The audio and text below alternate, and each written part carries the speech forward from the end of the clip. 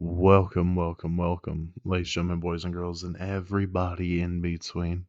Jay's Sports Show, and you are tuning in to that very sports show, tuning in to the prediction episode of this sports show. We're going to go over some news stories as well. After all, we only have two football games to talk about.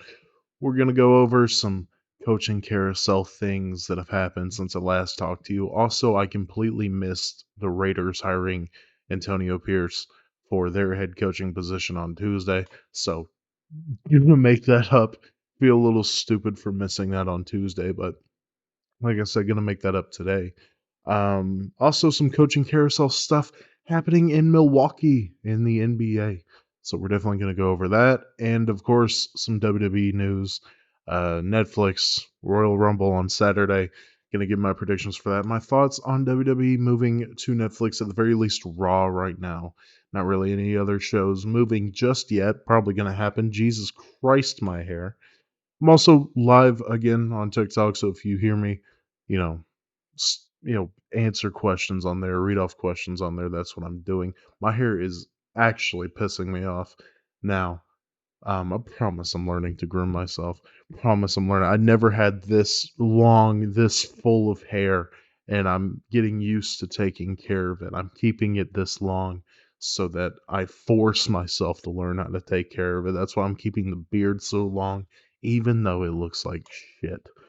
But how y'all doing? How y'all doing the past couple days? I've been taking my lady to work. Has been pretty much it. The dog had a vet visit today. Got a couple shots, got her ears looked at because she's dealing with a little ear infection. I appreciate the rose. Much, much love to you. Um, but yeah, the dog's been dealing with an ear infection, and she hates the vet now.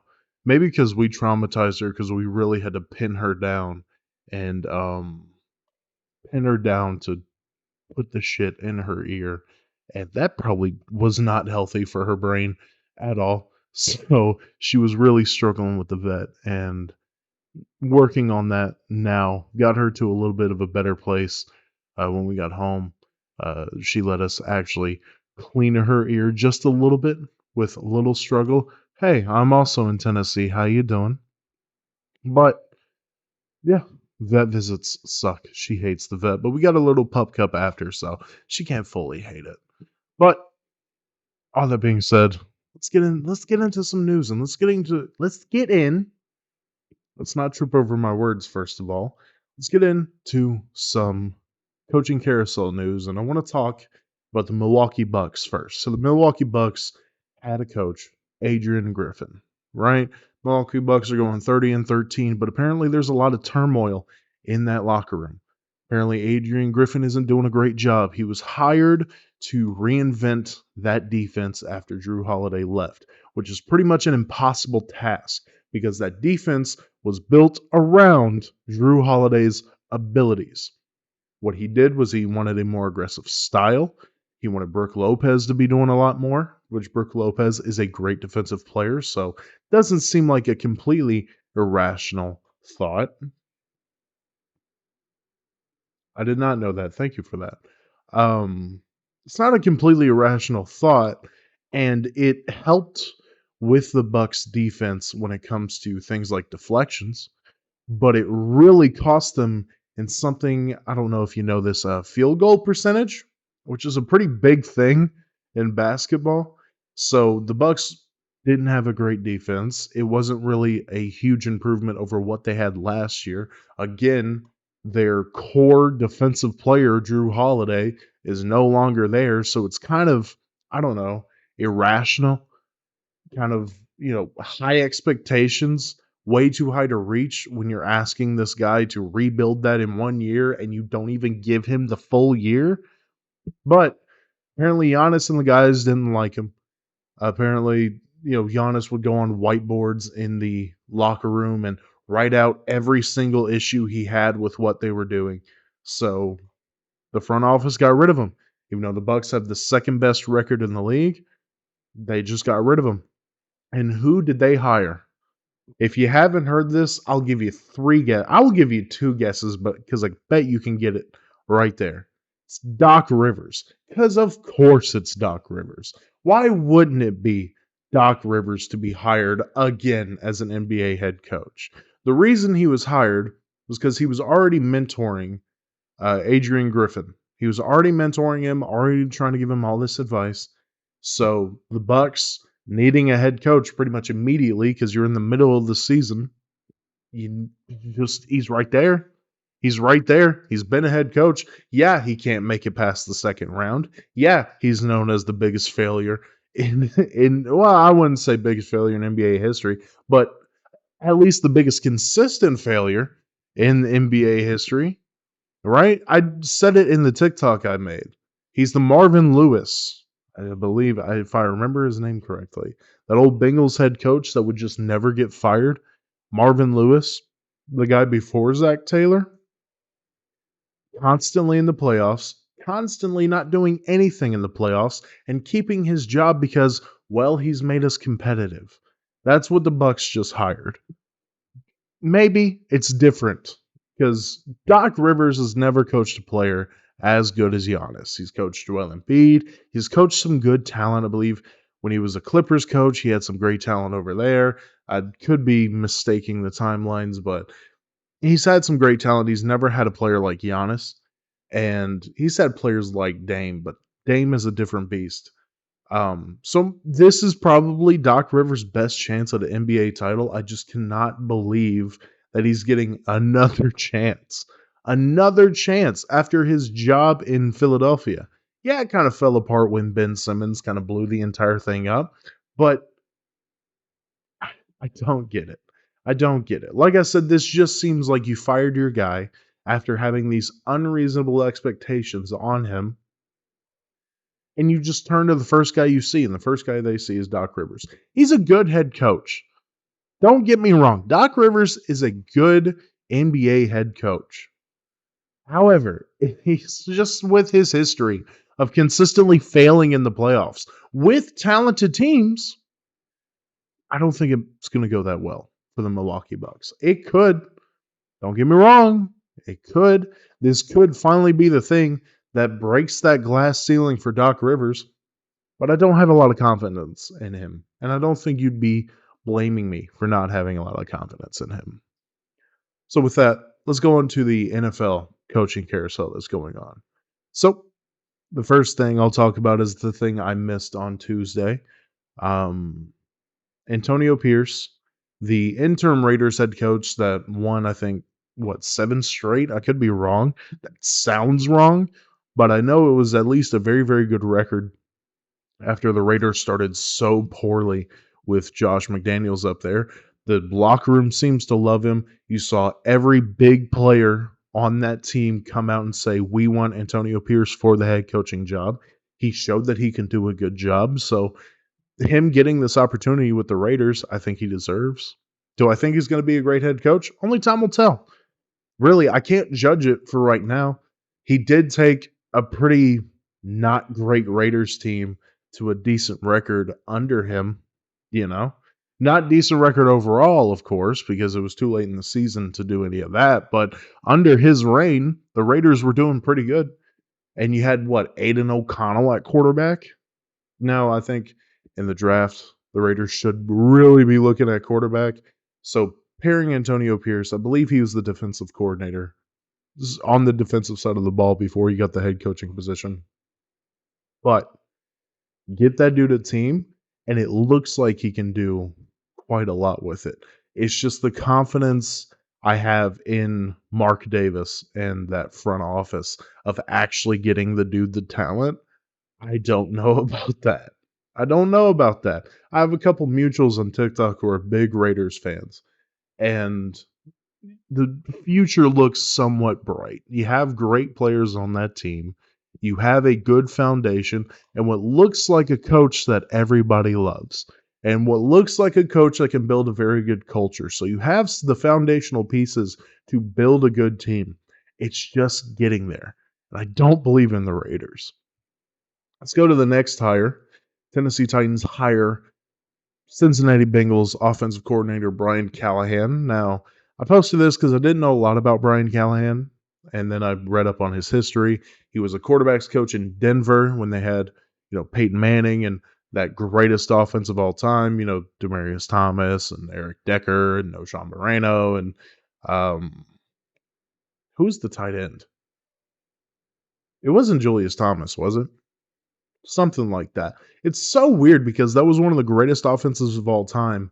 But Wes Welker was also on that team. But that was one of the greatest offenses of all time, undisputedly, right? But Peyton Manning is the only Hall of Famer there. But he was a quarterback coach for them. He was a quarterback coach for the Lions back in like 2016 with Matthew Stafford. He was a quarterback coach in Oakland with Derek Carr. And then I believe he went somewhere else before going to Cincinnati and being the offensive coordinator. Now, a lot of people are saying, Zach Taylor was calling the plays.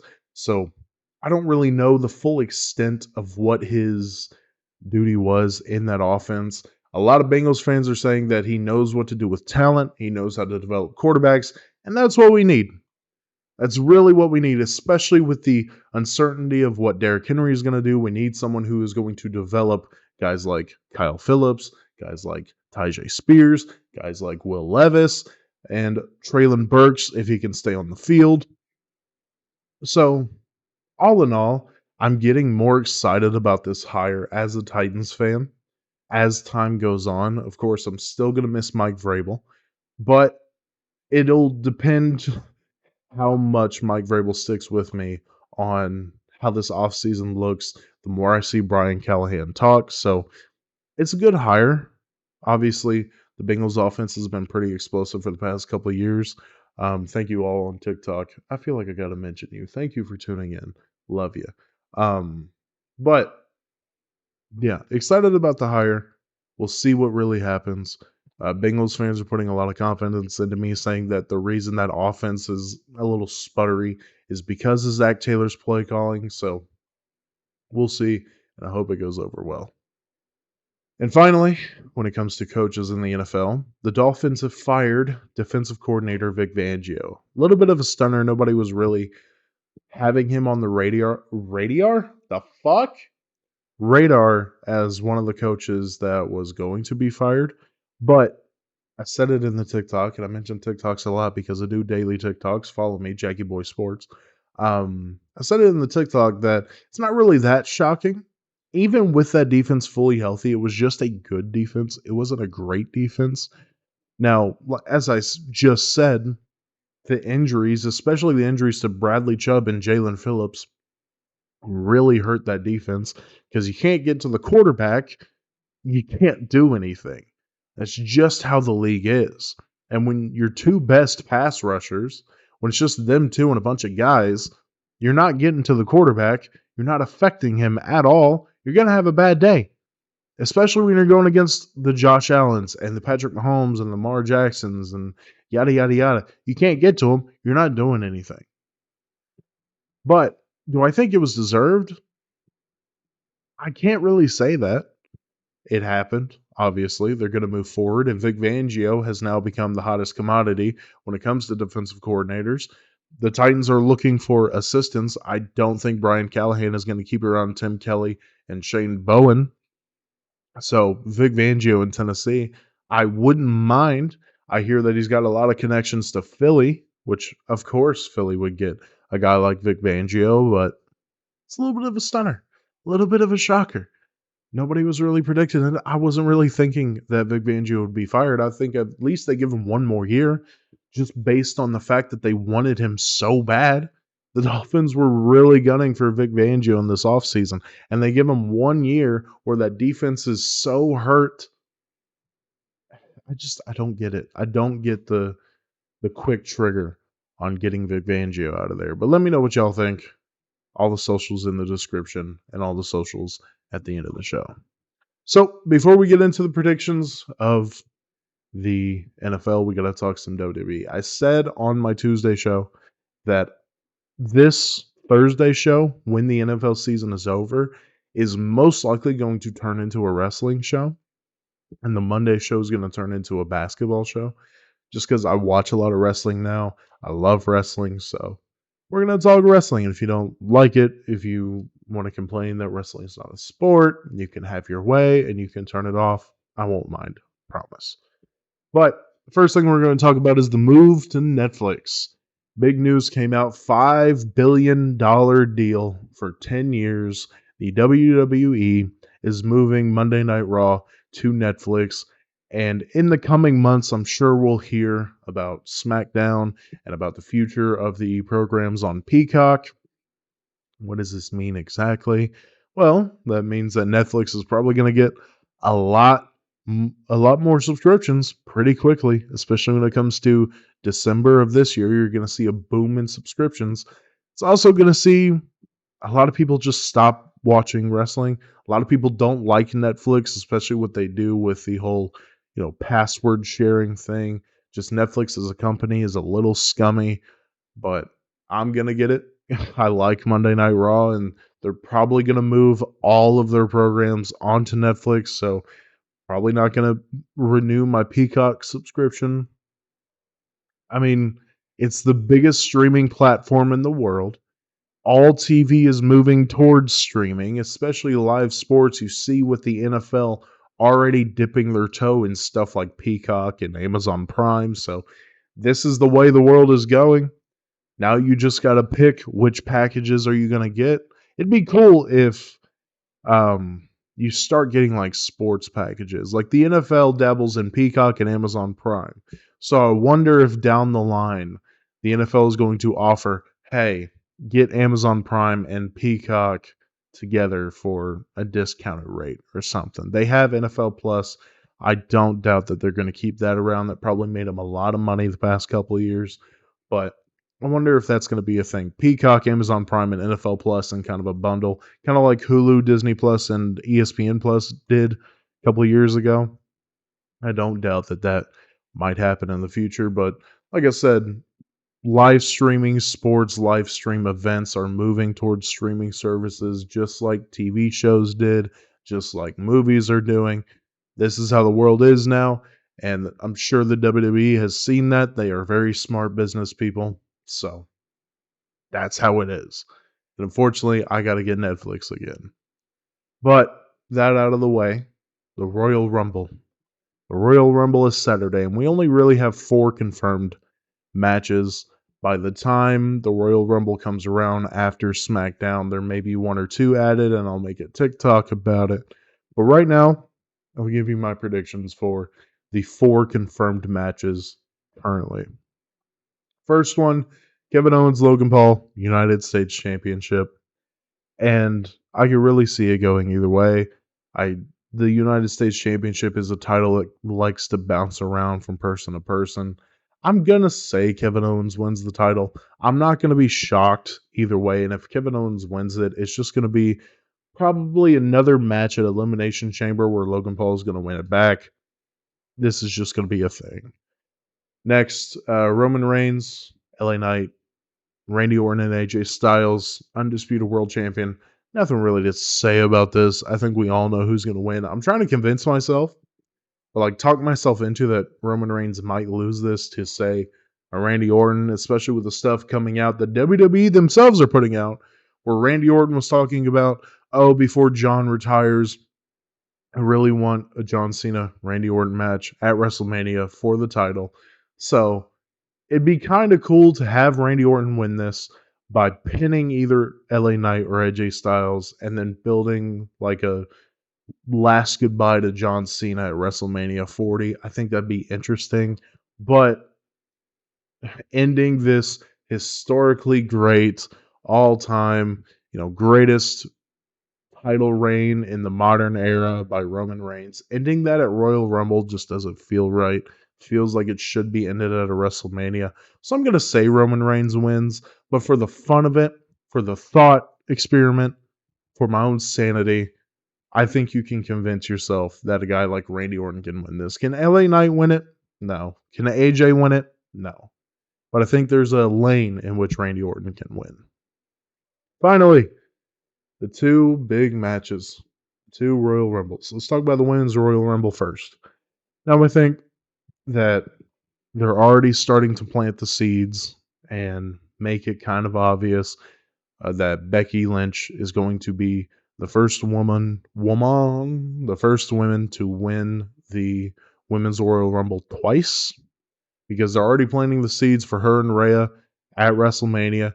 Could be Nia Jax because they're building Nia Jax up to be this dominant, unbeatable force. It took 11 women to eliminate Nia Jax last year, and oh my god, they're building that up, but I don't think they'll pull the trigger. One person I will watch, though, that could be a little upset that I think is going to make the final three. Give me 1 second. Ivy Nile.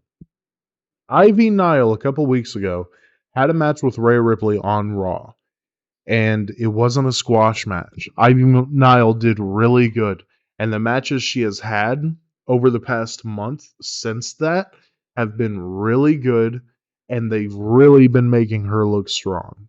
So look out for Ivy Nile to make some noise in the Women's Royal Rumble. I personally, if I were to pick a favorite women's wrestler right now, it'd be Ivy Nile. First off, she's from Knoxville.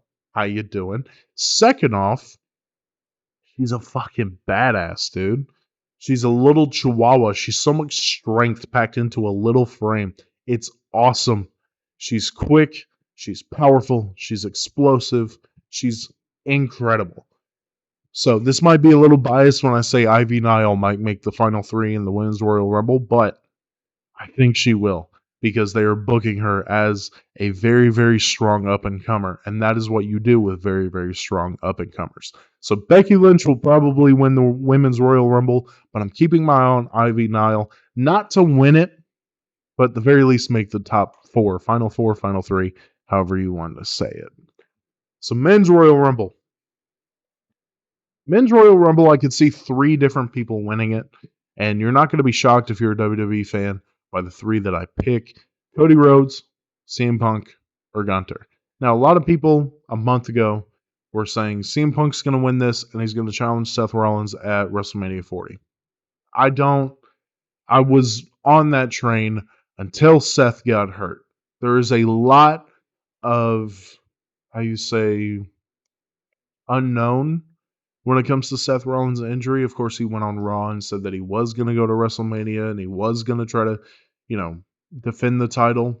That could very well be possible, but that's all depending on his rehab, unless everything is a work, which I wouldn't doubt it. They are booking Seth Rollins as this unbeatable Superman babyface kind of thing, which, cool. That's cool. But I still think there's a lot of unknowns, which is why I'm not immediately picking CM Punk. With Cody Rhodes, the back-to-back thing is cool. Yes, that'd probably mean that we are going to get a year-long Rock Roman build, which, as a lot of people have said, and I will say, that Rock Roman match does not need the title. It doesn't need the title to main event a WrestleMania. It could just be the bout, tribal combat for head of the table, and it will sell. It will sell, right? But just Cody Rhodes winning twice, it just shows that the WWE is kind of admitting, yeah, we kind of messed up. We probably should have had Cody win the title at last year's WrestleMania. So I guess it'd be a nice gesture. But just having him win twice and putting him on the level of Hogan and Austin and HBK, like, he definitely is that right now. But legacy-wise, is he really there yet? I guess that'd be one step into getting him there eventually, but And the other one that I think could possibly win it is Gunther. As I said,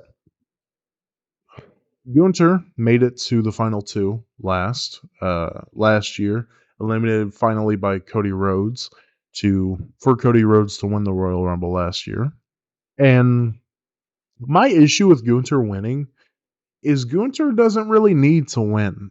I think Gunther is good enough to where he doesn't need, like, someone asked, or someone posed a question like, would you give Gunther the Money in the Bank? It's like, he doesn't really need a thing like that. He doesn't need a Royal Rumble. He doesn't need a Money in the Bank to elevate himself. You know what I mean? Gunther is already a phenomenal worker. He's getting so much better on the mic, and he looks like this final boss, this badass. He has the vibe of that final boss in like a Van Damme movie, right? So I don't think he needs a Royal Rumble or Money in the Bank. A Royal Rumble would be nice, and he already said that if he wins the Royal Rumble, he's going to be the one to face Seth Rollins at Mania, if Seth Rollins does make it. But I really don't see the WWE going away from CM Punk because the WWE brought him back, and he hasn't competed in a televised match at all. They're waiting till the Royal Rumble, and I don't see a world where they do that and then bail just because one of their guys got hurt. If Seth Rollins really is going to make it to WrestleMania, yeah, you would love to see CM Punk Seth Rollins have the match where Seth Rollins is fully healthy, but I'm sure that'll happen. One second. I'm sure that'll happen. But yeah, I cannot see them moving away from CM Punk. So I have CM Punk winning the men's Royal Rumble. It's not really a hot take, but I could see Cody Rhodes winning it. I could see Gunther winning it. But I have CM Punk. So to recap, Roman Reigns retains. Kevin Owens beats Logan Paul, and they go into a little thing at Elimination Chamber and possibly WrestleMania. I don't think that needs to be a 2-month long feud, but however it goes. Women's Royal Rumble, I have Becky Lynch winning, but keep your eye on Ivy Nile. I'm excited to see her in it. The Men's Royal Rumble, I have CM Punk winning with Cody Rhodes and Gunther. That'll be definitely the final three. I don't think anybody's arguing that. The final three in the Men's Royal Rumble will be Rhodes, Punk, and Gunther, but Punk will come out on top. So let's finally get to what you're probably all here for. Thank you for waiting the 27 minutes to get here, but the conference championship for the AFC and the NFC is here. Oh, God. Oh, God. It's here. It's true. Let's first talk about the Lions going to the San Francisco. The Lions will go to the San Francisco to play the 49ers in the NFC Championship game. Let me tell you something. The San Francisco 49ers are not some unbeatable powerhouse. They got a lot of holes, and the Packers expose those holes quite a bit. And the Lions are an objectively better team than the Green Bay Packers. And another thing to note, the Lions have shown that they can overcome this high emotional game, right? They won the first playoff game they have won in 30 years. They won at home. And I told y'all, I came out here and I said that this might be too much of an emotional high to come down from when you play the Buccaneers next week. And they played the Buccaneers. And yes, while the Buccaneers did get in their own way quite a lot, the Lions still overcame. The Lions still were able to come down from that emotional high and be good enough to beat the Buccaneers, make it to the NFC Championship game. Guys, I think the Lions win this. I think the Lions go to San Francisco, and I think they pull out the victory and make the Super Bowl, make this little Cinderella run, and prove that dumbass logo thing where the NFL is scripted because look at the logos. They prove that wrong because I think the 49ers are in trouble. I think the 49ers show a lot of holes. I don't think they're as good as they were at the beginning of the season. They're definitely not the Baltimore Ravens. I think the Lions go to San Francisco and they beat the 49ers. So let's talk Chiefs at Ravens. This should be, in WWE terms, squash match for the Ravens. The Chiefs' offense does not look good. Hasn't looked good all year. And the Ravens look like the best team in the NFL, point blank, period. No arguments. The Ravens are the best built team in the NFL. And Mark Andrews is coming back. So added on with Zay Flowers, who's risen as a number one. Added on to OBJ, who's having a bit of a renaissance. Adding to Gus Edwards carrying the ball. Adding to Lamar, you have Mark Andrews, which is a top 3 undisputed tight end in the NFL. The defense plays very fast. They play very physical. They don't let up. And the only saving grace the Chiefs have is that defense. The only saving grace the Kansas City Chiefs have is that defense. Will I ever doubt Andy Reid and Patrick Mahomes in the playoffs? No. I'd be very silly to. But I think they go to Baltimore and they get kicked around. I think they make it close because it is Patrick Mahomes and it is Andy Reid and Wizard Magic. I think they make it closer than a lot of us are expecting, even though I don't think we're expecting much of a blowout. But I think the Ravens pull this out for your Super Bowl, being the Baltimore Ravens and the Detroit Lions, which is going to be a very interesting Super Bowl considering they met earlier in this season and it was bad. So if that does happen, hopefully that it's a little bit better of a matchup than it was before. Thank you guys for tuning in. Really, really appreciate it. Really appreciate you listening. Let me know y'all's predictions. Again, socials in the description. Follow me on Twitter at JJester615. Follow the show's Twitter at Jackie's Show. I have a new podcast out with my boy Z. We are recording another episode on Sunday night, putting it out every Monday around noon. Should have a video version of it. Follow that Red Light Homies on YouTube and on Spotify. Follow me on TikTok, JackieBoySports. No one's in the live right now, so I won't say bye to anyone there. And I'm probably going to stay live for a little bit while I start uploading this. But thank you guys for tuning in. Again, follow the socials. Follow TikTok, JackieBoySports. Email me questions, comments, concerns, whatever you want to do. OldJackieBoy1021 at gmail.com. That is OLE JackieBoy1021 at gmail.com. And as always, make sure you like, rate, and share, especially rating and especially sharing. It really, really helps me out. And have a good weekend, and I will see y'all on Tuesday. Peace.